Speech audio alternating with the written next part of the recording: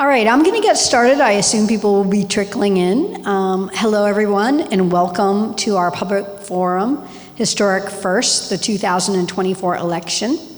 Thank you to everyone who has shown up in person and to those who are on our live stream. I hear you guys have already liked us a few times, so that's nice. I assume everyone can hear me okay on the live stream as well. If not, Mariana is sitting back there and you can let her know. So I'm Martha Cutter and I'm the Director of American Studies at UConn and a professor there as well. And I organized this panel because I feel it's important for people who are experts and have scholarly expertise to share that with the public around important issues such as the upcoming historic election. So I very much hope you enjoy this panel. The format is going to be, if you are on live stream, put your questions in the live stream and on the chat there, and we will go back and forth between people in the room and people on live stream. And we mainly plan to have dialogue between the moderator and the panelists for roughly an hour, and then take Q&A from the audience for about half an hour. I want to start by thanking our sponsors, after which I will introduce our amazing panelists and moderator. A couple thank yous. I thank our sponsors at UConn, the Department of Social and Critical Inquiry, the Africana Studies Institute, the English Department, the History Department, and the Political Science Department. Special thanks to Jason Chang, head of SCI at UConn, for supporting the event, Steph Lumbra at UConn for numerous organizational details, and Mariana Garcia de la Noseda, who's back there, who is the Public Programs and Exhibitions Manager here at Connecticut's Old State House. So for our panelists, I'm doing this alphabetically. Evelyn Simien, who's down on the far end, is a professor of political science at University of Connecticut, who studies African American politics, public opinion, and political behavior. She is also the director of the Africana Studies Institute. Her first book, Black Feminist Voices in Politics, examined Black feminist consciousness and its effect on political behavior using national survey data. That's the political science part of her, which is great. So we have people from humanities and political science here, and different approaches to research at work as well. Evelyn's second book, the edited collection, Gender and Lynching, The Politics of Memory, focused on African American women who suffered racial and sexual violence at the hands of lynch mobs.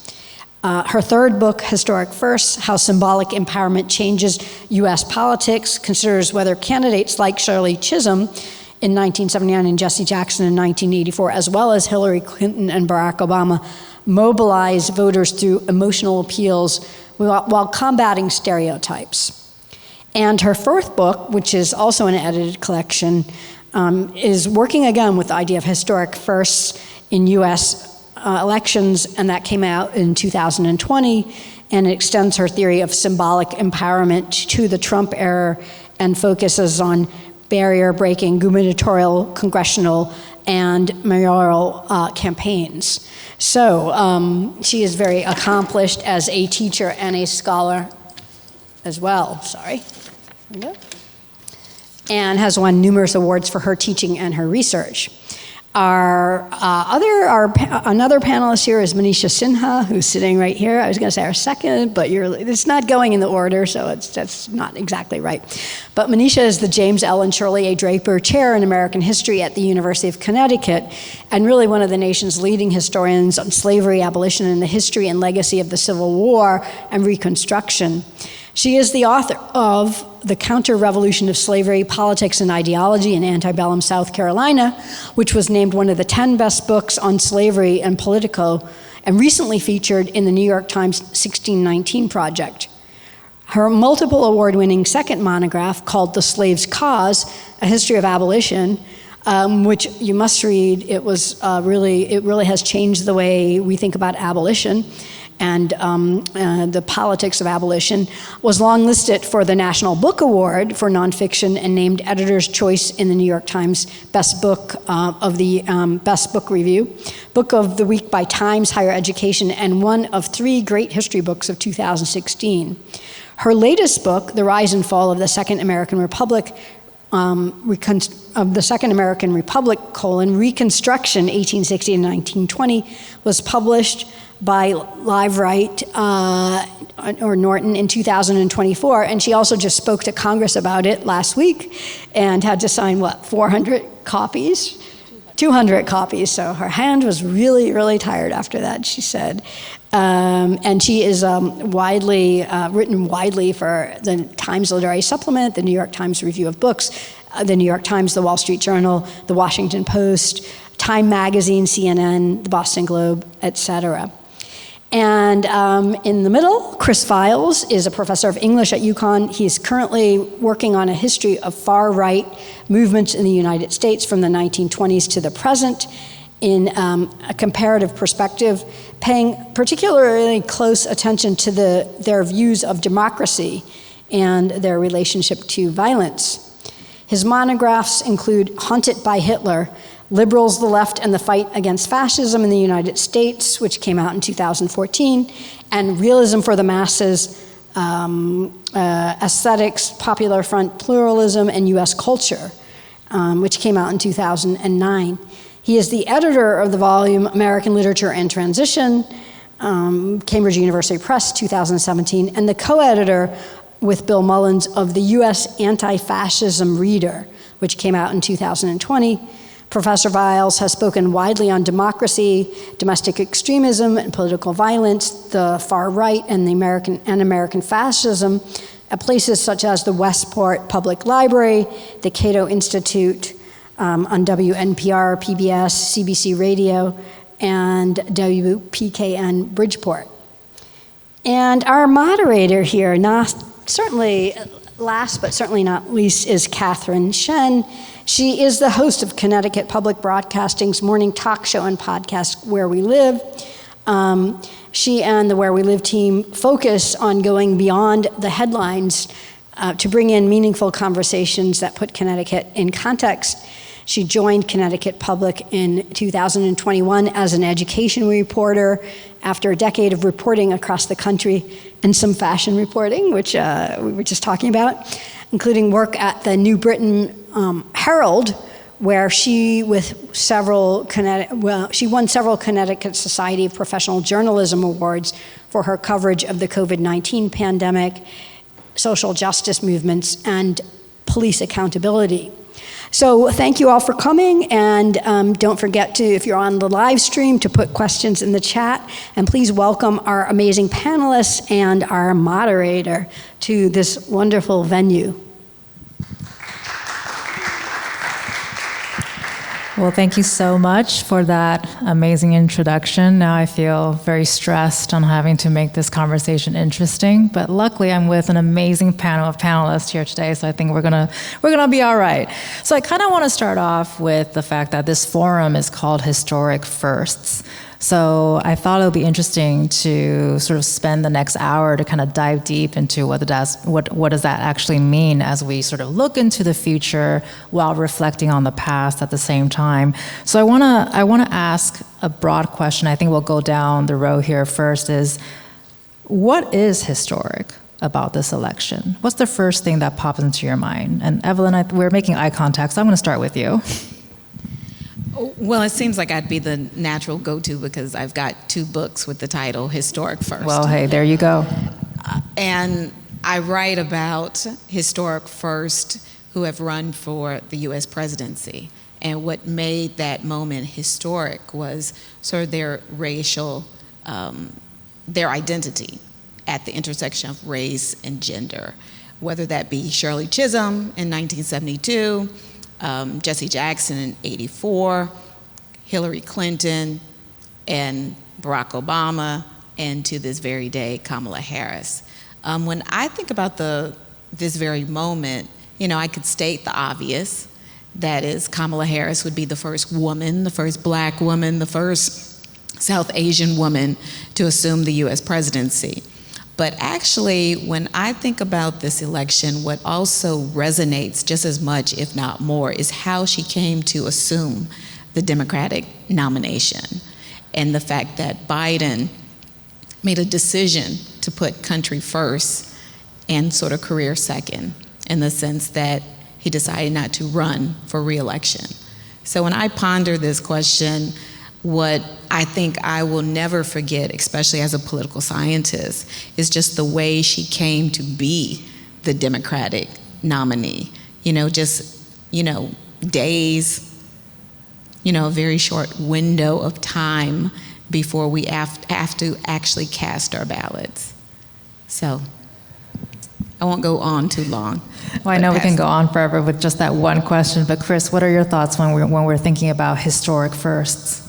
There's a lot of things, but given what my brain has been in for the last 6 or 7 years, it kind of goes to the darker aspect of it, the historical first, which is it's the first time we've had somebody in this century who doesn't believe in the rule of law, who is actually on the stage and who is formatted for authoritarianism in his entire mindset.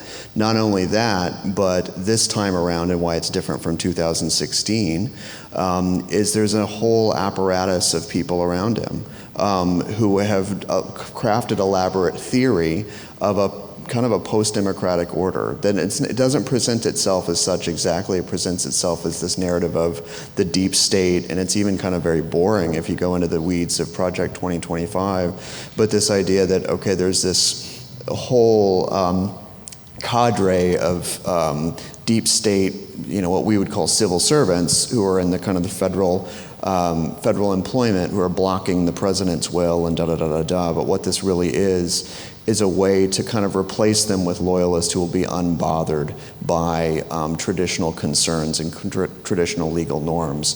So the first, this time, even compared to 2016, is the fact that there is now a change within the political right that's in certain ways post-democracy in its kind of thinking, and is prepared and has paved the way over the last 4 years for a very different kind of form of government going forward. Manisha? Yeah, so I will just add to everything that Evelyn and Chris have said. When Kamala Harris was chosen by Joe Biden for the vice presidential spot in 2020, I wrote an op-ed for the New York Times called Why Kamala Harris Matters to Me. And for me, as an Indian American immigrant to this country, but also a historian of the United States, and particularly the Black experience in this country, it was somehow a very personal kind of gift to me, virtually. And I didn't realize it would be a gift that would keep giving. As Evelyn said, when Joe Biden decided to step aside, he did something extraordinary, which is not only to sacrifice his own political ambitions, but to endorse Kamala Harris. I think a lot of us was a little nervous that if indeed they switched horses midstream, what would be the outcome? Would there be a sort of a free-for-all, a democratic, a contest for the nomination, which would have been terrible just a few months. And I think what I'm surprised about was the way Kamala Harris immediately stepped into the role. She hit the ground running, and the enthusiasm, and we all know about how she broke Zoom and the fundraising, etc. So I think historically, this is probably one of the first times that we've had a presidential nominee so late in the game who has been able to step up. And this time, it seems as if her identity matters less. She doesn't talk that much about being the first, either in terms of being a woman or a woman of color. She is talking more about the future of American democracy. And this is where I think I agree with Chris that it's rather extraordinary to have a presidential election where it's not just going to be decided who will be the next president, but the fate of the American Republic. And we are on the sesquicentennial, which is just a fancy way of saying the 250th anniversary of the American Republic. And to think that that experiment, which has had a lot of challenges, I can tell you as a Civil War historian, would fall apart just before that is actually quite a shocking thing to contemplate. We've had presidents before who've not behaved very well. Andrew Johnson, after the Civil War, comes to mind. I did a piece comparing Trump to Andrew Johnson. But what Trump and the people around him are saying that they don't want a constitutional order, that they believe in a kind of a state religion. All these go against what I thought was sort of accepted by everyone in terms of what American republicanism stands for.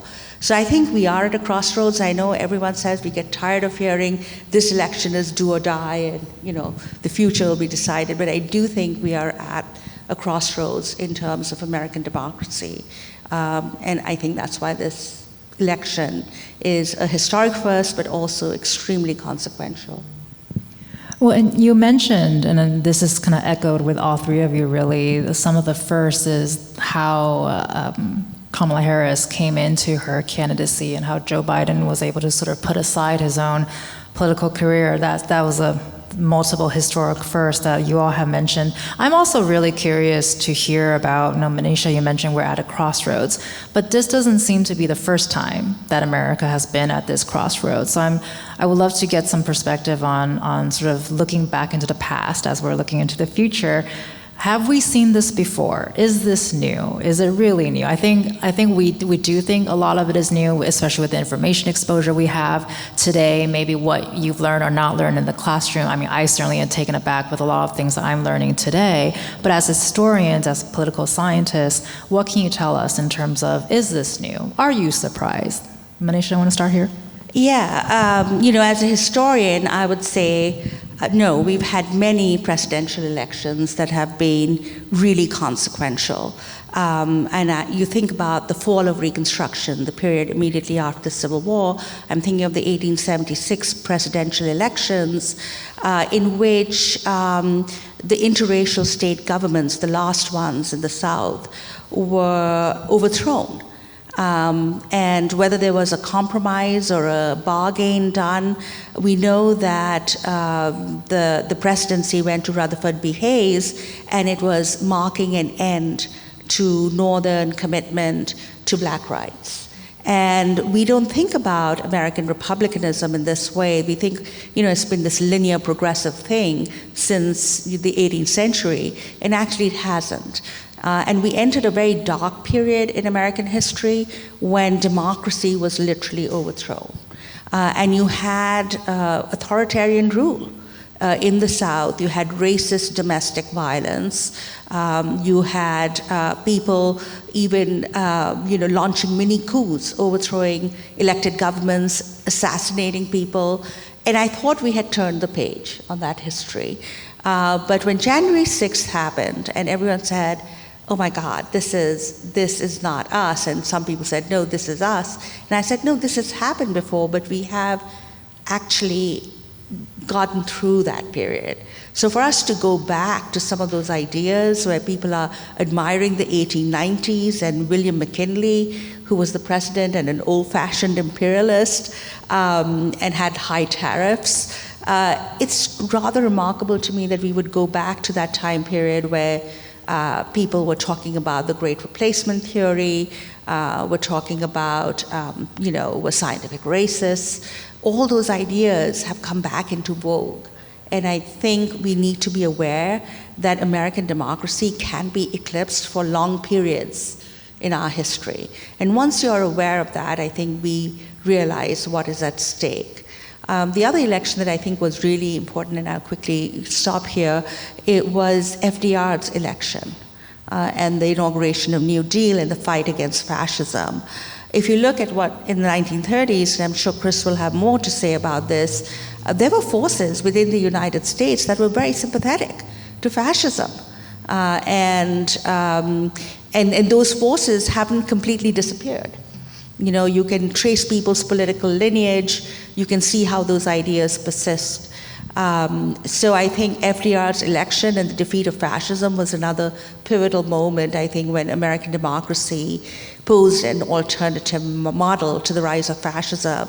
Today we have the rise of global authoritarianism, authoritarian figures like Putin, Orban, and the question is that in our own country, we have one political party that is far more sympathetic to those ideas than American notions of representative government and constitutional order. So that is why I think maybe those are the two elections I'm thinking of that seem to resonate when it comes to current events.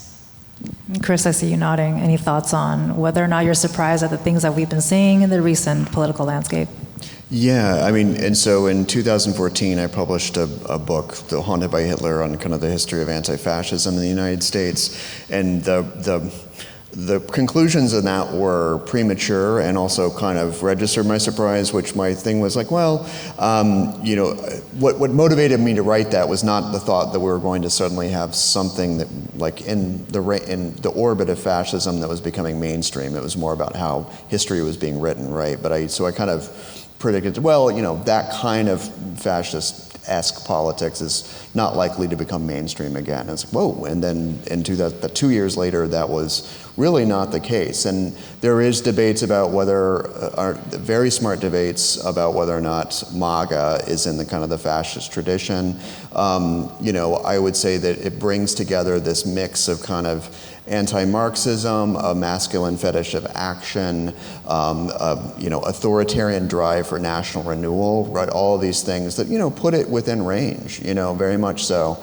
I didn't expect to see that, and I guess what I'm the things I'm surprised about most, that I really, even as somebody who studied this, was not expecting to see was, again, how many people around him will buy into the narrative, for example, that he lost the election, which is essentially a bad faith authoritarian drive, right? How many people first of all buy into that, but also new taboos continue to be broken, right? So there was recently, and I was surprised by this somewhat, Tucker Carlson is still around. He has this podcast not long ago, in which he has this kind of, you know, historian on there.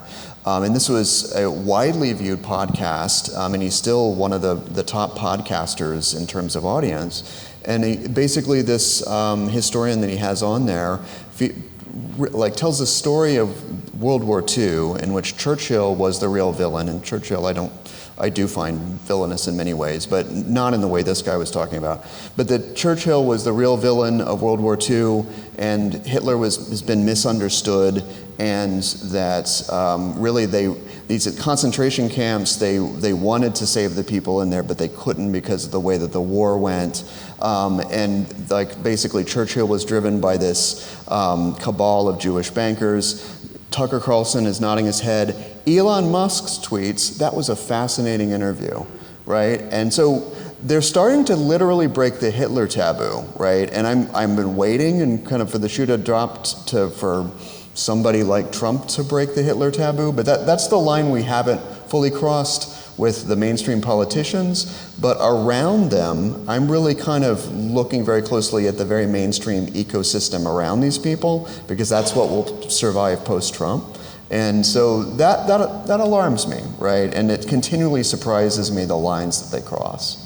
Well, and I think as we sort of explore the polarization, say, or even how this group unites, really, I want to get back to something that Evelyn said earlier, but certainly this is something that we want to come back to in a little bit, because she mentioned, Evelyn, you mentioned historic first, with Kamala Harris being the first woman, first African American, first Southeast Asian candidate, or vice president, and then now presidential candidate. But identity is not really her focus during, when she's out and about, but first impressions, right? That's the first thing a lot of voters, a lot of people see. How do you think that impacts sort of the psychological decision-making or behaviors with voters? That's a great question. I'm gonna pivot. I'm gonna move away from the dark side. So I write about emotions, and political scientists, some study fear, anger, hope, and pride that gets elicited, out of prospective voters from respective candidates. People like to study how Trump, or say Barack Obama even, invoked a sense of fear or anxiety. I always say I study positive emotions, and I like to study pride.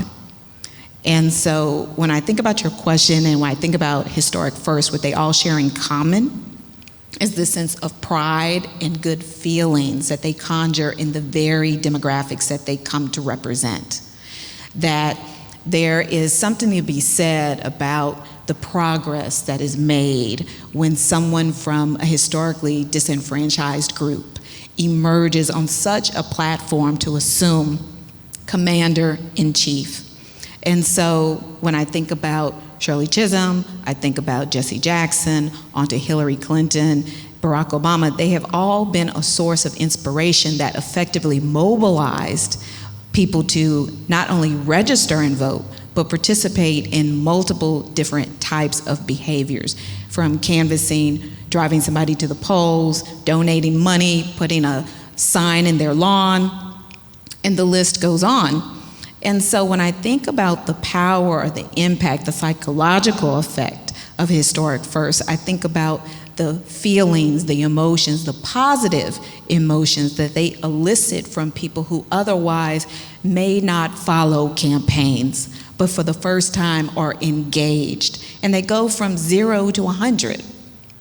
And so I think about these individuals that being Historic First as motivational actors who effectively mobilize people on the ground to engage in the political process in ways that previously they had not. And so they change the nature of sort of the electoral process from selecting the eventual nominee to the actual campaign itself. And it's very strategic on Harris's part to not focus on that aspect of identity that makes her a first. She has to demonstrate to the American people a wider audience than just Southeast Asians or women if she is to secure the office, right? And so that being strategic means that she honestly can't focus on identity, but has to focus on her experience, her talent, her ability to command a room and assume the type of presence that was put on display during that great debate, right? And so I'll stop there. Well, I wanted to mention too, because we're talking about polarization and unity at the same time, sort of concurrently, but identity is something that can go both ways, right, depending on who you speak to. So Manisha, you want to respond to that? Yes, I think even though Kamala Harris this time does not speak too much about her identity, as Evelyn says, she is in a way a perfect foil to Trump. Not just because of who she is, African American, South Asian, child of immigrants, but in terms of what Trump is saying nowadays, the misogyny, the nativism, the racism, she, just by being who she is, she acts as a perfect foil to that. And I think the energizing of particularly young people, we don't think of generations also, but she really does represent, as she always says, the future, what this country could look like. And I think this project of an interracial democracy is an old project. It has been subverted in American history many times, but it's always been there. We can always look back at Reconstruction, when the first African-American congressmen were elected. We can always look back to the post-civil rights era, when there was some hope that indeed we will survive as a multiracial democracy. But again, we are revisiting that question, but in a new sort of way. So I think it's very wise of her not to focus on that, because just by being who she is, I think she is like the perfect opponent, maybe, to Trump and his ideas. Not just the fact that that her identity is not white or male, but the fact that she represents ideas even that are diametrically opposed to what he is saying. And I think that's important to remember. I think a lot of people become a little blasé about elections. They think things never change. They think their vote doesn't count. And actually, I think that's giving in to that kind of pessimism and, preparing the way, literally, for authoritarians to take over. Because if you think about it, that platform in the recent American past has been a minority platform. because of all the kind of political tricks and legal chicanery that are available to people, they're able to, pose themselves as a decent alternative. And in our two-party system, that's what we are left with. But I do think that at this point, Harris represents this kind of perfect foil to Trump because of who she is, but also because of what she stands for.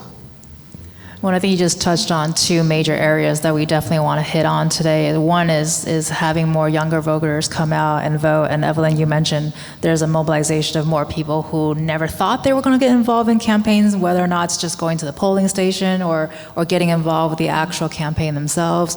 The numbers are higher, I think, than previous. And also that a lot of people are disenfranchised and think about, they wonder if their vote counts, and I think that whether that matters, I think that's a question that's been asked over and over again, I think, over the years. But I think let's tackle top of mind issues, I think, for voters to really pay attention to. Is there anything that jumps out to you this election season that you feel like voters should really think about? For example, I've just from my own conversations with colleagues and also guests that would come on the show, it's absentee ballots, which is going to be on the ballot initiative this election cycle. Voters can go out and decide whether or not you can get an absentee ballot without an excuse. What are some other top of mind issues that you would suggest us to start really think about, or should have started thinking about before? Anyone want to jump on this first? Evelyn? Well, they looked at me. You're the political scientist. This is what happens when you make eye contact. And I think to myself, if I could have 60 seconds to think of, there are top of mind issues for me. And then there are top of mind issues for, I think, other people. And the two don't always go hand in hand. Top of mind issues for me has to do with Georgia, some of these battleground states, what the outcome will be, and what voter suppression will look like, and how will it rear its ugly head before, the night of, in the aftermath. What will be the challenges to democracy that very night? I suspect it will be a long night for many of us who are interested in the fate of our democracy. I do think democracy is on the ballot, and I do think it's very important for everyone to vote. We actually do not want this to be a close election, because that in itself sends a message and a signal. So whether you're in a blue state, a red state, purple, I think it's important that people speak through casting a ballot and communicate where their values lie. To some degree, it's not simply a question of the two candidates and their personalities, but also, I guess, going back to an earlier question, what has been so surprising yet heartwarming are the number of Republicans who are willing to align themselves with Harris and go so far as to endorse her campaign and put aside sort of partisanship, loyalty to a deity, and to really put country first. And so there's a values-laden message that's baked into this year's campaign. And when we cast our ballot, it's really a testimony to who you as a person, I feel, stand for, what you're willing to tolerate. Are you going to be complicit? Are you going to take an active role in this election to determine an outcome that we all will have to live with the day after, or perhaps the weeks or months after, to be determined, really? Chris, you want to take a stab at it? Yeah, I mean, I think one of the things that kind of strikes me, and really that hit me in that Vance Waltz debate, one of these issues that kind of rises to the top of the head, is one that no one's really talking about, or at least I haven't seen it. When I was looking at those two debating and hearing their words, what struck me is that this whole economic paradigm that we sometimes call neoliberalism, it's kind of done. Right, in the sense when we say neoliberalism, to be clear, we're talking about this ideology of free markets, let the market decide everything, like widespread privatization, that really has been the reigning economic mode since the 80s, right? That that was something that in certain ways both parties implicitly kind of forwarded, right? The Republicans much more emphatically, but also Bill Clinton, also Obama to a point, didn't really challenge that paradigm. But when you have Vance talking about tariffs, granted a very retro kind of 19th century fix, more for an industrializing country, but so you've got that on one hand, but it's decidedly not free market fundamentalism. In the Project 2025, they're even debating amongst themselves about tariffs versus free markets. But then you have Waltz, kind of a more, with Biden, also kind of, we're going to have a much more pro-union, let's expand the social service state. Neoliberalism is still as a structure around, and it's still kind of determining our lives, but it's not this idea that any side is embracing or taking up. I mean, that was what really hit me in that debate. It's like, wow, we're really done with that. We're not done with it as a lived experience, but we're done with it as an idea, right, in certain ways.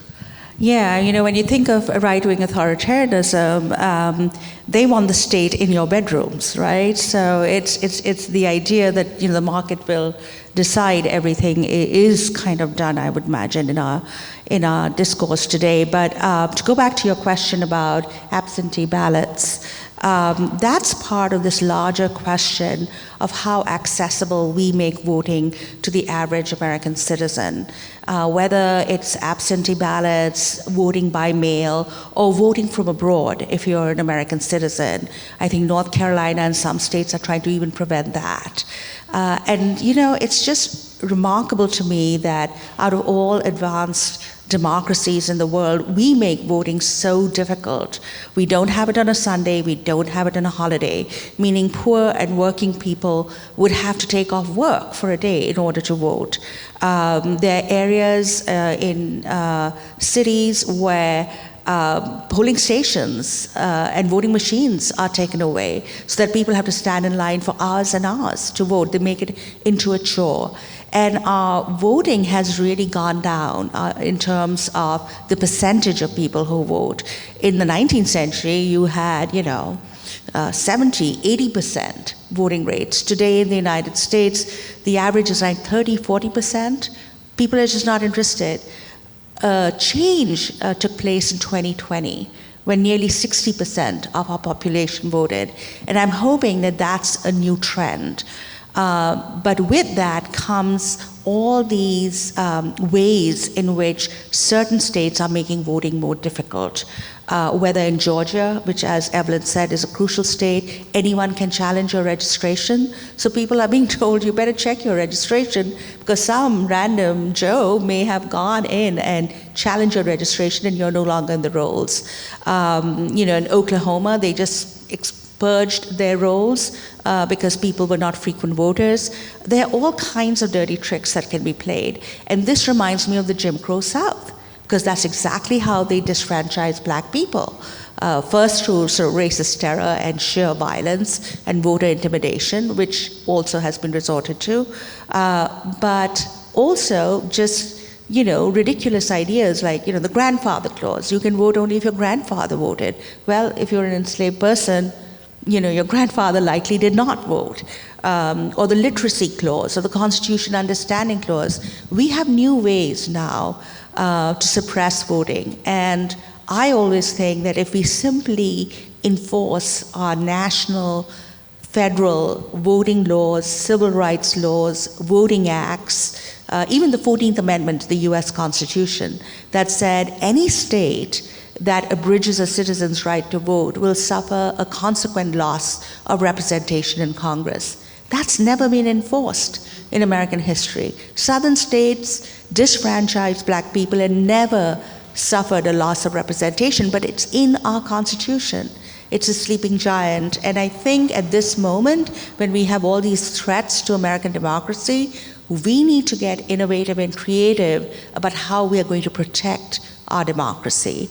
It's as if the other side is coming up with Project 2025 and just simply bizarre ideas like getting rid of the National Weather Service even, while we have been, we're sitting and we're thinking, we are going to protect democracy. We actually need to have a game plan, a program also that is aggressive in terms of defending voting rights and our democracy today. When I think sort of building on that, there's two directions we can go with, and we can go with both, is you mentioning the challenges that people do face when they go to a polling station. We just had a conversation recently talking about disabled voters and how accessibility is very difficult for them. They don't know what questions to ask. They don't know actually they have accommodations that they can ask for when they go to a polling station. So I kind of want to sort of follow up with what you were saying with those challenges, and also with people who do want to go to vote. But I think going to a polling station can be pretty intimidating. Even if it's not a busy polling station, there are people there, especially if you're a first-time voter, if you're a disabled voter, or if you're a young voter. What do you have any suggestions for these voters? Questions that they can ask or things to think about. For example, we have shared in conversation that people have had experiences where poll workers straight up ask the voters, "Oh, who are you voting for today?" And actually, that's illegal. They're not allowed to do that. So do you have any suggestions for voters, things that they can look out for? Chris, do you want to start? Wow, I was hoping you would ask Evelyn, the political scientist, about that. Can I kick that to you first, actually? Evelyn certainly can go. I was thinking about all these online resources and QR codes that are proliferating, and nonpartisan organizations like the Women League of Voters in Connecticut. But I think about all these online sources that you can go to that provide information, contact information, and I've seen a lot of actual representatives show up, at least on our college campus, at the career fair and circulating materials, but fielding questions. And so for the first time, I've seen sort of a physical presence in public spaces, whether it's even a local fair here in Connecticut. It's not uncommon now to see someone there with a booth who is willing and able to register new voters, and also be prepared to answer any questions about, well, what's the last day by which I could actually cast a ballot? And so I've seen a lot more material proliferate, not just online, but real time, on site, in some of the most unconventional spaces, where you can gain access to really information about where's your polling booth, where do you go to cast your ballot? And it's as simple as sort of picking up your cell phone and using the camera to kind of download the information via a QR code. And I have found the material be really accessible. Yeah, and I can't speak to like the struggles, from experience about disabled voters, say, for example, in the state of Connecticut, right? And the difficulty that poses, or elderly voters in Connecticut. And I can't speak to whether or not the degree to which there are resources set aside for that. But for young voters, I would say, who are neither in neither of those categories, if it's a matter of time, I know we're all time crunched, but just think about all the things you could do with the 15 or 20 minutes that would take to vote. And we're not talking, for the most part, something's going to take more, well, say a half an hour for most people. I mean, it's that important, and it really only takes like a half an hour, right? There's no reason not to do it. Unless there's the kind of an ideological kind of block to the choices, and that's a different matter. But if it's a matter of kind of the convenience, there's so many things. And I think the thing that I think we talked about this a little bit in our conversation too, is about what's the idea of how can I make change in all of this federal thing going on from Connecticut, where it seems like the outcome of the election is kind of moot here, right? But even setting that aside, it is extremely important to vote in Connecticut, even though this state is not going to be contested in that way, because I know this as a union president at UConn, basically. State elections impact people's lives, your lives a lot, and local elections impact your lives palpably, right? The whole, whether social services are going to be provided, whether schools are going to be funded, whether universities are going to be funded, the tax rates, who gets taxed. These are things that impact one's everyday existence for a lot of people. And that is also on the ballot, even setting aside all the federal stuff that we're talking about, so. Well, because we're talking about a lot of the younger voters, and perhaps this is an election cycle that could be the first time that they're voting for a presidential candidate, and certainly many of them have been following what's going on around the world. And I myself have seen and heard these conversations from younger people, whether or not it's in person or if it's on social media, but many of them are going to base their decision, whether or not they even go and cast a ballot this cycle, based on international war and conflicts, as we're hearing on a daily basis. There's something new every single day. They're dealing with a lot, and there's a lot of things to process. And so this all plays a role in whether or not they actually even go to a polling station this cycle. So I'm curious to hear, because especially since you're on a college campus, what are you hearing from your students? Manisha? So we've had this summer and last spring of a lot of protests on campus regarding the war in Gaza. And I know there are a lot of people who really object to the arms being given to the government in Israel to conduct this war, which all international organizations have said are war crimes and are targeting civilian populations. So it's a very serious moral question. And I am a big supporter of the Biden administration, but I think this is a moral blot on his presidency, to continue to say we will extend humanitarian aid to Gaza while at the same time giving arms to Netanyahu, who seems intent on prosecuting a never-ending war and who's not even concerned about the fate of the hostages, which should be a primary concern for him. So I totally understand where a lot of these young people who are very angry about this, who belong to the uncommitted movement, and who say we are not going to vote, we don't think Harris has done enough. But I think that is a really bad decision. I completely agree with their critiques, but the decision not to vote is something that I think is really problematic. One, because I think not voting at this point means a vote for Trump, really. And I think that's going to especially be problematic in the swing states. And with the Harris administration, or if there is a Harris administration, one could think of exercising political pressure and moving the goalpost a little bit. With a Trump administration, I wonder whether we will even have the right to protest when people are contemplating mass deportations, targeting of political opponents, and really, undermining democratic governance in this country. I think we really need to take a step back and see how all this features. And in not just the war in Gaza, but there's also a war in Ukraine. And I have not understood a lot of people who I completely respect and whose positions I completely sympathize with, being more to the left myself, who feel that somehow this is another Cold War scenario. They haven't moved past the fact that now we have a completely different world, and that Putin is a real threat to the rule of law, to democracy, and people who are allied with him also.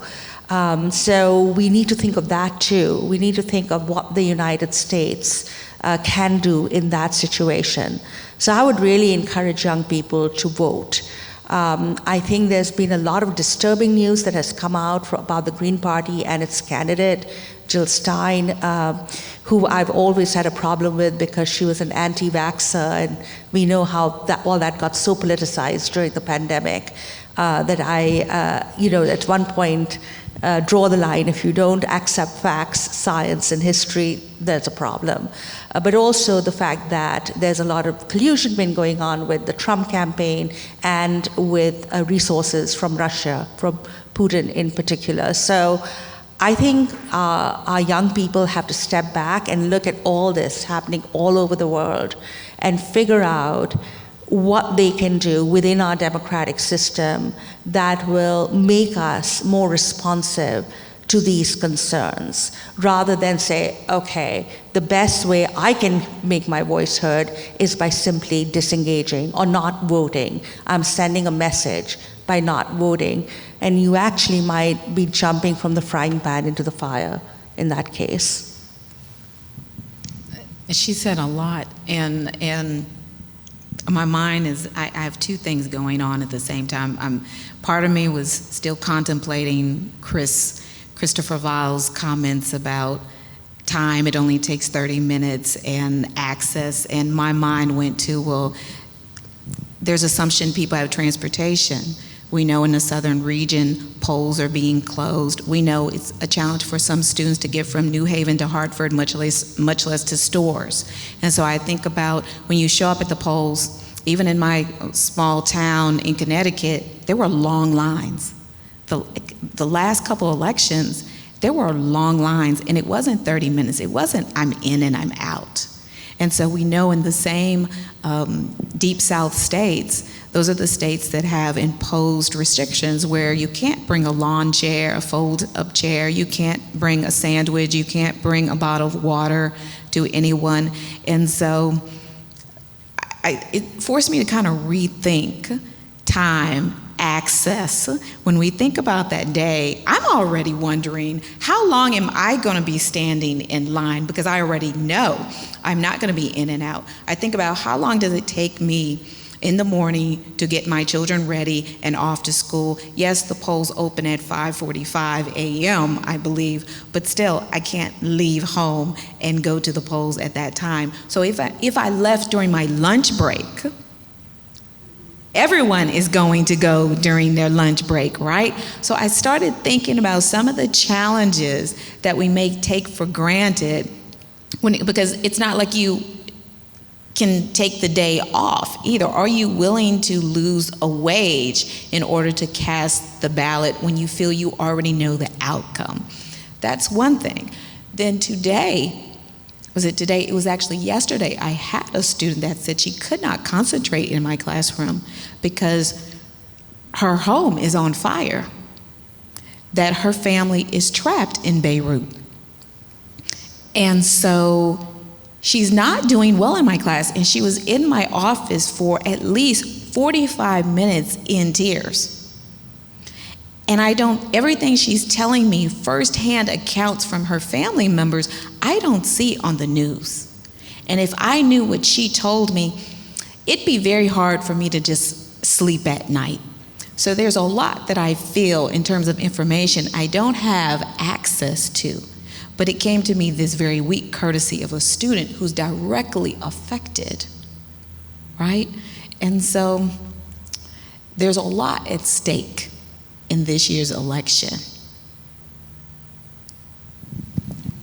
Yeah, and if I was on that note, I can't tell you if you're a Palestinian American or if you're Arab American that, okay, well, you shouldn't feel that way about the Biden administration. You shouldn't feel that way about Kamala Harris, because that is an incredibly salient issue, if not the most salient issue that facing, and it speaks to one's existence in this country as well, right? And that very well might cost Kamala Harris Michigan, right? There's been stuff coming out about that too. Very large Muslim American communities there, entire communities in Dearborn who just can't bring themselves to the polls. So I think what you're seeing too in this election is that people are, that the assumption that Arab Americans are this kind of voting demographic bloc that you can just ignore on the path of continuing support for Israel as you have always done, I think that's another thing that's like increasingly becoming frayed and increasingly becoming done. In my earlier comments, and we were talking about the youth vote as well, and I see your point, not all youth are kind of positioned kind of equally here too, right? It does, for some youth in Connecticut, it also takes them a long time to get to the polls, right? And it could be a longer line. but also on the youth kind of more broadly though too, kind of nationally. My earlier comments were fairly dark, but I think when I think about the youth in this country, and you'd ask about college students and our experience with college students, I would be much more depressed if I was in Hungary, if I was in the Philippines, if I was in France, where younger people tend to support authoritarian politics a lot more. Not that there is no youth support for MAGA in this country, but particularly in Viktor Orban's Hungary, the youth are just as supportive of Orban as the elderly. Same from what I've seen in the Philippines with Duterte and then Marcos, and also with France with Marine Le Pen, right? And so whatever happens in this election coming forward, the youth are not, they might decide to stay home, or they might decide to go to the polls, but what most of them at least, are not doing is kind of feeding into the whole sensibilities around MAGA, right? And that's a very, I think that's whatever happens in the next month, I think that's something to keep in mind. I think that's right. I think young people always give me hope. That's one good thing about being a professor. You keep getting older, but you always come across young students who are fired up with ideals and hope. And I think our youth today is actually far more diverse, far more tolerant than certainly when I first came to this country in the 1980s. But I do think it's important for those populations, I'm thinking Arab Americans, Palestinian Americans, Muslim Americans, to really weigh the alternative very seriously. And maybe some people just can't bring themselves to vote a ticket that they see as complicit. But a Trump presidency would mean giving a blank check to Netanyahu, and we have actually evidence that Netanyahu killed the ceasefire deal that he had earlier agreed to, mainly to influence both elections in the United States and Israel. So they really need to weigh those in a very realistic sort of way, a pragmatic way, which is difficult to do when people are dying at the rate. The other thing is, we have accommodations like vote by mail, early voting, absentee voting. Do that. Don't wait for election day to vote. Try and vote before election day. You will avoid the lines. If you vote by mail, I know Massachusetts and Connecticut make these things relatively easier compared to the states that Evelyn was talking about. But Massachusetts, for instance, introduced early voting only in 2016. And thank God it did, because I early voted, and if I hadn't, I would not have been able to cast my ballot, because I was actually not in the United States. I had to rush to India for a family emergency. So for me, that was amazing. The first year that Massachusetts had early voting, I voted early, and I'm glad I did, because we all knew the way Massachusetts would go, but I still wanted my vote to count. I can still say that Trump won the Electoral College by the largest losing popular vote in American history, 3 million votes. And I was one of those 3 million. So I think it is important actually to take time to figure out what the rules are in your state, to figure if you can vote early and by mail. And that's why we need a federal Voting Rights Act. Today, the Voting Rights Act of 1965 has been gutted by the United States Supreme Court, and that Voting Rights Act was enforcing Reconstruction era constitutional amendments, the 14th and the 15th Amendments to the US Constitution.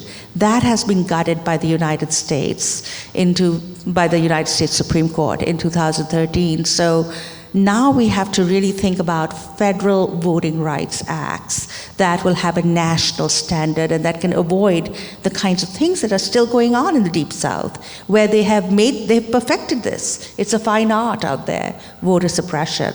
And unless we have that national standard, we are still going to have states that will try and prevent their citizens from voting. Well, and on that note, I believe Connecticut will allow early voting this year. Polls will open on October 21st and run through November 3rd. So get to that early voting. And so I just want to be sensitive on time and make sure that we get to audience questions. But I thought we should do some final thoughts here. But I'm glad you mentioned talking with young people gives you a lot of hope. I feel very similar whenever we have young voices, both on air and off air. I kind of like to sort of give people hope too, who are listening, who are out there, who may be listening into this conversation, and sort of end this on a hopeful note. What can people do to sort of to bring that hope into their lives? Like some actionable items I think could be helpful, whether it's just going to the polling station on election day to go cast their vote, or what are some of the things that they can do after election day, because the world does not stop after election day. So whether it's going to the polls, things that they can do afterwards. I'm always surprised at how little my students know about who their state representative is, who their local mayor is, what does the mayor do, what policies are affecting their community, the very town in which they live, what decisions are being made locally in terms of their school system may in fact matter, whether or not there are school closings that can directly impact. Many of our students who attend UConn have stories to tell about how their schools were closed rather suddenly at some point in their career, or the impact of the pandemic and the coronavirus on their educational preparation upon enrolling at the University of Connecticut. I think about what they call those bread and butter issues that directly impact our lives in terms of local services provided in our local towns or local communities.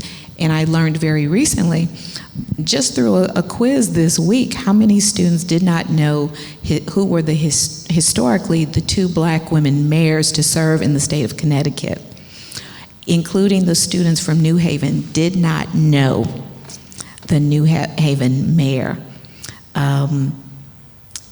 Sharp, it's Terry Harp, I think is her name, out of New Haven. I hope I did not muck that up. But my students, there's so little that they know locally, and I could tell them, though I've left my hometown for years now, to this day, I could tell you who my local mayor is right now. And so being informed, being engaged, insofar you yourself might want to run for elective office or work a campaign. I have the benefit of working with students who typically major and minor in political science. And so there is some sort of interest in campaigns and elections, and there are lots of opportunities to work campaigns and elections and to also serve your local state representative through internships that really proliferate on campus. The opportunities are there. So I would really be a strong advocate of starting on the local level and get to know who is your mayor, who are members of your city council, and what are the top priorities that they attend to in your local town. You may be surprised to what extent it directly impacts your life. And you typically, some of these offices hold office hours, and you can speak to your city council representatives, right? You can speak to your local mayor. And so I would start there by encouraging people on the local level to get involved and become more interested, more curious about local politics as it directly impacts your life. So adding enthusiasm to your municipality is number one, which is interesting because as reporters, that's what we're trained for. In the beginning, it's always like you got to make sure you know the city that you cover, and it's always the city government first. So there's a little connection there. Chris, what about you? Any actionable things that people can do to sort of keep their hope alive, or if they want to make change, what can they do beyond casting their vote on election day? Well, yeah, and casting a vote on election day, I don't want to minimize that too, especially to add to what Evelyn was saying too, is that, for example, I live in Windham County, right? It was one of the few counties in New England that Trump actually carried, right? You know, and there's a a lot of our students at UConn will be voting in Mansfield, not all of them, but a lot of them. But that district is very contested, right? And Mae Flexer is one person. I don't even know. I forget who she's running against. But the stakes of it really are the degree to which your university is actually funded, right? You know, and so there is that on one level, but also keeping in mind with federal politics, the things we're talking about. There's phone banking for in which they can, you can be calling people in swing states. There's giving money, but also to keep in mind that a lot of these things are much, as you said, much bigger than elections. After I lived in Willimantic at the time, and in 2017, right, this was right after Trump was elected, a lot of local people were kind of freaking out about what they can do locally. And it wasn't so much about even like the Democratic, let's support a Democratic candidate or an anti-Trump candidate. It was more like, okay, what can we do to help like local immigrants, right? And so out of that, some local folks, and I was one of them, founded the Neighbor Fund, which basically raises money for legal defense and deportation defense for undocumented immigrants. There's another one in Hartford Deportation Defense. There's an equivalent in, I believe, in New London. But suffice to say, there's ways that you can engage with the issues and the people affected by the issues locally that have kind of national implications that are far beyond just the ballot box. And no matter, again, what happens next month, people will need to be involved in such organizations, right? No, I would agree. Social movements matter, having written the book on abolition, and shows you how they actually can have political effect too, in terms of, that's the last time we had the rise of a party in United States history and become a major party. Of course, that party is no longer the same as the party of anti-slavery and Lincoln. But, less in terms of practical things. I think the one thing that's really important, I didn't think I'd become so old-fashioned and say encourage civics education. It's really important for all American citizens, young and old, to have a really good sense of the issues, be wary of disinformation, read their local newspapers rather than suspect social media accounts.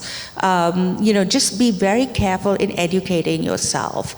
They had these civics lessons for the mass immigration that came from Southern and Eastern Europe, and a lot of it was nativist. But the idea was that you became an American citizen not because of blood or ethnicity or religion, but because of a civic nationalism, that you knew how the American government functions. We have a major presidential candidate today who couldn't tell us how many members of Congress there were. She just flubbed an interview where she didn't know how many, and she's a presidential candidate. We had a vice presidential candidate who could not name a single Supreme Court decision that was really bad. So when I teach in my class, I always tell my students, if you run for office, remember Dred Scott, remember Plessy versus Ferguson, so you can say which decision was really bad and should not have been made. So I think that level of basic civics awareness and education is direly needed. The idea of republicanism is that the republic lasts as long as citizens are virtuous, which doesn't mean moral, but it means the ability to put the common good above your self-interest, but also to see the common good. And I think if you lose those ideas, old-fashioned as they sound, you can have a threat to democracy that comes dressed up. As Sinclair Lewis said, carrying a Bible, speaking perfectly, etc., and that would be a real threat to our experiment in representative government. Great, thank you so much for that. Do we have questions here in the audience? I want to make sure we give people a chance.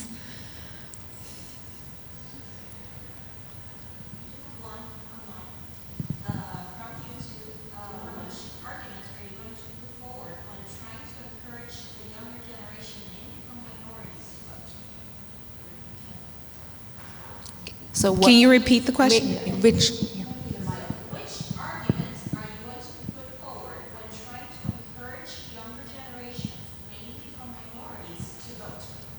So which argument would you put forward in order to encourage younger voters, mainly minority voters, to come out and vote? So very much in line with what we were discussing earlier. Who's making eye contact with me? Manisha is. Okay, I thought I had gone last and I would sort of restrain myself a bit, but I think for minority voters especially, for voters of color, for young people, this election is important because we are being presented with a vision of the United States that is based on ethnic nationalism, you know, the kind of citizenship by blood.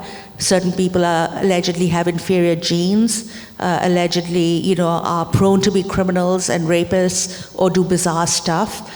I think for minority voters in particular, and young minority voters, you want to claim your country, you have to claim it from this very awful vision of what the United States could be, which would be like having a sort of Jim Crow South writ large, nationally. And I'm not being alarmist. A lot of people on the left think this is just alarmist stuff. We will all still survive, no matter who is president. But I really think, given what has happened recently, the choice is very clear for especially minority youth. And also in terms of economic empowerment and what you can think about. I mean, just look at the platforms. You know, the 60 billionaires have endorsed Trump because of his tax cuts for billionaires. Who is going to work on student loans? Who is going to give you access to housing? Who's going to address price gouging by large corporations?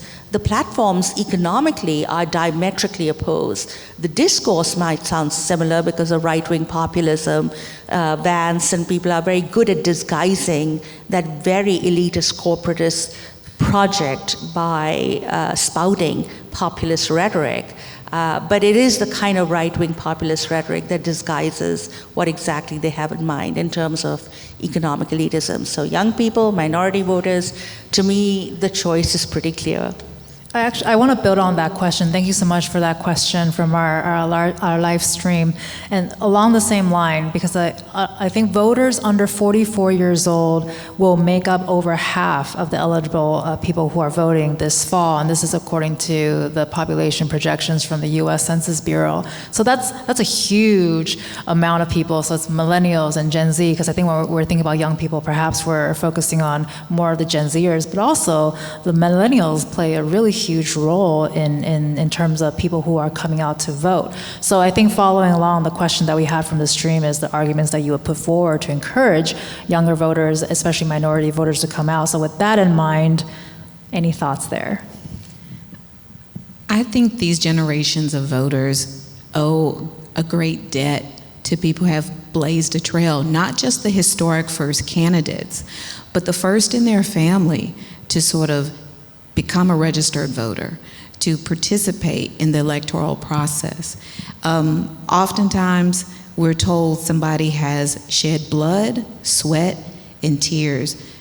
People have, in fact, sacrificed life and limb so we can have the right to cast a vote in American elections. Generally speaking, but also the American presidential election is by far none, perhaps the most important, real-time, present day. When we speak of American democracy, it is a promise, and I think it's Dr. King that said, you know, there was a check, right, that came back insufficient funds. And so there's a debt owed by the American people that we all must strive to live up to an ideal of the American democracy. But there are those of us that have been historically disenfranchised that owe it to those who have crossed the Edmund Pettus Bridge, those who have lost the lives of family members and others with a wish, a dream, an aspiration, and in some ways Kamala Harris comes to represent all that our family has kind of poured into us and tried to impress upon us the very importance of paying forward, right? What has been given to us. And so present day, while we are not living through a Jim Crow era, we mustn't forget, as Kamala Harris said at the DNC, the Democratic National Convention, we're not going back. We can't go back. And so with that in mind, I think we owe it to ourselves and others to make good on a promise that I feel, if not directly made, and surely implicitly, we made someone a promise that we would make good on that dream. And so we owe it to ourselves and others to try and fulfill the dreams of the Reverend Dr. King, but also the ideals captured in the U.S. Constitution, for which all men, and I'll add women, are created equal. Chris? Yeah, I mean, it's hard to follow that, but I would say what strikes me too, is also a student of American history, is how many times people of color have had to save American democracy, and how many times people of color have not only created American democracy but saved it, expanded, like actually expanded the kind of the pool of voters, expanded who can vote, making it actually kind of live up to the original ideas it was supposed to do, but also, you know, when I look at 2020, you know, or 2016 when a lot of folks didn't show up, I mean, it's striking the people who have been marginalized and excluded the most, oftentimes are the ones who actually have to come up and step up and actually do step up to actually kind of save the American experiment. And I'm struck with that time after time on election night, you know, where it's like, oh my God, if African American and Latinx and Asian American voters don't show up to vote, wow, like, you don't want people who look like me deciding everything, right? I mean, it strikes me though, again, I can't stress enough how many times in this country's history the people of color have saved democracy. Do you have any questions? Yeah, Go for it. My question has to do with disinformation. When you were saying, Evelyn, students getting correct information, do you have advice for students? Because there is so much disinformation out there, and for young people, and even sometimes for people like me, it can be, you know, I'll say something and I'll be like, I'll just realize afterwards, I mean, some of it is, there's deep fakes now, there's very convincing stuff out there, so do you have advice for students about how to disentangle disinformation from true information? So this idea of breaking down what's real, what's fake, disinformation, misinformation, I think if we can define the two differences and then get into how can students specifically, and just regular people like myself, how do you critically think through the information that you are seeing, whether it's on social media, on the news cycle, or even in conversation with friends and family? I think Evelyn had a name, you name called Evelyn, so maybe we're gonna go with Evelyn first.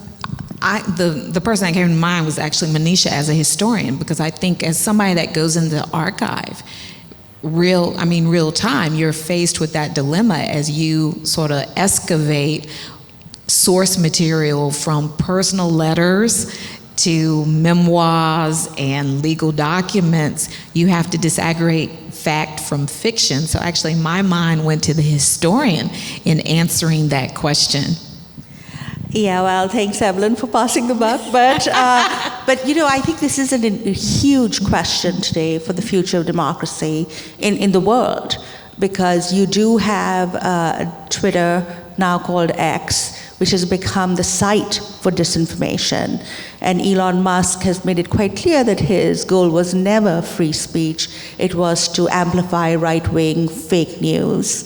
And you think about disinformation about the hurricanes, which is actually costing lives because it is hindering efforts to actually get to people. So I think it's a huge problem. I always tell my students who are just so connected and social media savvy that, you know, sometimes go to the older, reliable sources of information, like print media, like the radio, and I don't mean talk shows. And I'm really glad when some talk shows are great, but you know, you have others in Fox News, for instance, that have said that we are not news. that we are entertaining people. And when the disinformation actually comes from the highest levels in terms of our political figures, how do you counter that? And I was very disheartened, actually, because I thought social media was just kind of ruining everything, being sort of older, etc. But this campaign season has surprised me, because all these influencers and TikTok makers or whatever, and maybe just the Kamala Harris campaign has been aware of this and has really reached out to those areas to correct information and to kind of make fun of bizarre ideas that people are eating cats and dogs and things like that, and fact check those even, you know. So I think the one way that our students are now becoming savvier about social media is, in fact, to realize what is propaganda and what is not. And the problem has been, of course, that the right wing has called mainstream media fake news, and then they do fake news, and then you wonder, you know, that's how fascism works. It blurs the line between, you know, fiction and reality and truth and facts and just lies and fantasies, that it becomes very difficult for people, especially who are of a very partisan mindset, to see this. But I think we really need to, because in the past this has cost us. You know, you had newspapers that would rile up lynching mobs in the South. You had, you know, demagogues who would do this. So I think it's really important for us to take into account that, yes, disinformation exists, but we can't be Luddites, and we need to confront it, and we need to be able to counteract it. And it's a huge problem, but I'm a little more optimistic about it today than I was earlier, where I thought it was just like a cesspool. And yeah, like disinformation, as you're saying, it's not new, right? It goes. But what strikes me too about, we were talking about fascism as well, is like what a consistent thing. So if the original fascists, particularly in Europe, were very adept at new technologies of their day, particularly in the new technologies were film and radio.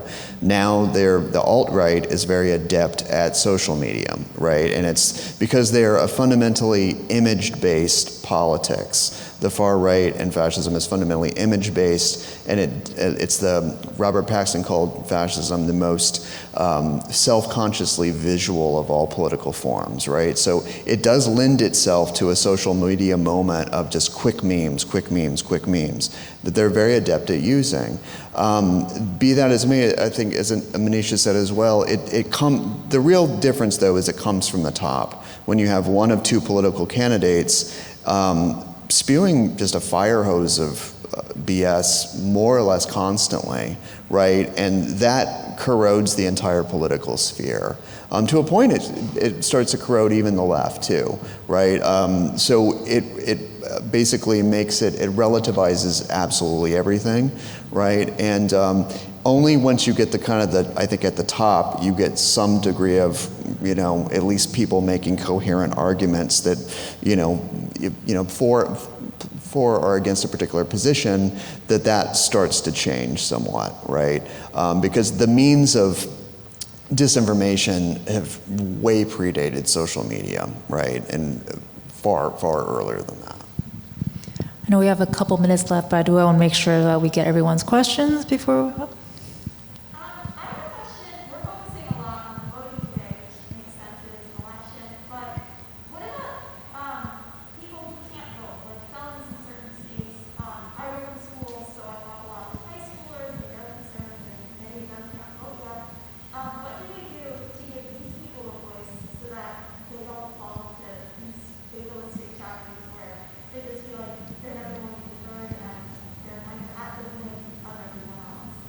So basically giving voice to those who are not able to vote, especially when we're talking about students, like high school students who may be thinking about wanting to vote, but not quite there yet. So how do we encourage, I suppose, future young voters to want to be involved in civics?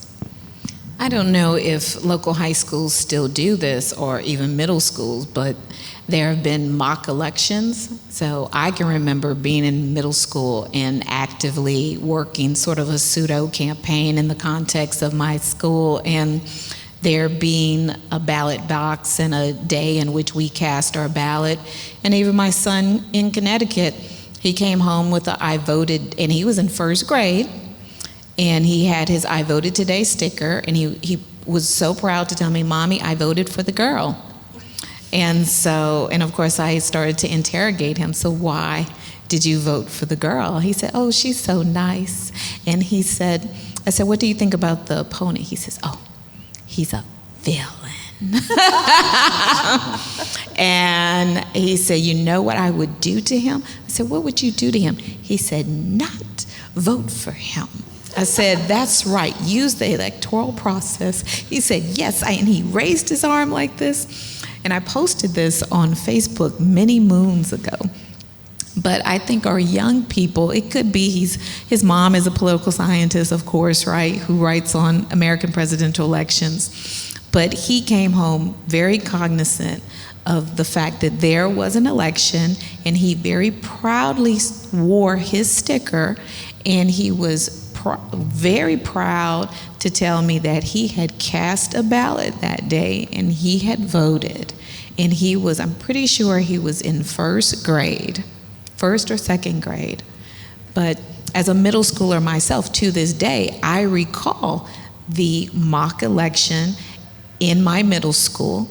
And unfortunately, I voted for the losing candidate, but still, it is something, as old as I am, I still recall favorably as an experience of sort of the democratic process at work.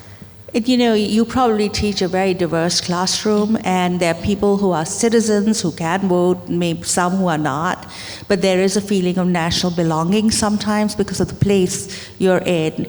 And just looking at the way our young people are worried about the war in Gaza and what the people up there suffering through, shows us that the old abolitionist slogan, "Our country is the world, our countrymen, all mankind." I think one way to get students really involved is to tell them, what is the issue that you care about most? And when I talk to young people, in schools all across the country, the thing that really matters to them is climate change, which is a global issue, which is a national issue on which policy can be taken. So to think about an issue that you really care about and use that to get involved. And again, the abolitionists are great on this because they did this with young people. They would raise the issue of slavery. They even have an alphabet book that says A is for, abolition, it's against human rights. B is for black people, they are your brothers and sisters. And they began this, they had juvenile societies. They began very early. So I think a political and a civics education is something that you can get even beyond voting, and eventually that will lead to active citizenship later in life. Thank you so much for that question. That was a really, really poignant one. We have about 2 minutes left, I believe. A question, right? Yes, we have another question from YouTube. Could you comment on the religious fervor of the MAGA movement, the sense that Trump is divinely anointed for the presidency? How unusual is this religious dimension in U.S. politics, and where is it going? This might be for Chris. Sure. Yeah, it's not new. I mean, what we're talking about with the Christian right, is as a modern formation, really kind of dates to the 1970s. But religiosity in politics, and Manisha can speak to this, goes way back, right? But what is striking about in the Project 2025, which is still the blueprint kind of it's the closest thing to a policy statement for that side, is how much the Christian right is actually stamping that document to its core. It's all about kind of the family and restoring the family. They have all of these things in there about, like, we're going to require private sector employers to give employees the Sabbath off, which by which they mean Sunday, right? And so it's still, there's an idea that the Christian right kind of died, or at least it reached its peak with the Bush years and was kind of tied to George W. Bush and kind of went down with him. But it's stayed as part of the cultural landscape ever since, right? And including through the most recent document of the Project 2025, which has a much bigger Christian right stamp than people realize. Yeah, and as Chris says, this has old roots because the defense of slavery was developed based on a fundamentalist literal reading of the Bible. And I think we need to, just as we have tried to reclaim patriotism and American constitutionalism and American republicanism and ideals, we need to reclaim Christianity from this kind of fundamentalist, really skewing perspective, which has become dominant in these mega churches. There are these groups called the Theobros who want women, barefoot and pregnant in the home, and they have these very fundamentalist ideas about how the world should be ordered, completely going against our tradition of separation of state and church. And so I think today, particularly, we should be presenting alternative views to that kind of grifting Christianity, which is fundamentalist, which has been associated with racism. When they overthrew Reconstruction, they called it redemption.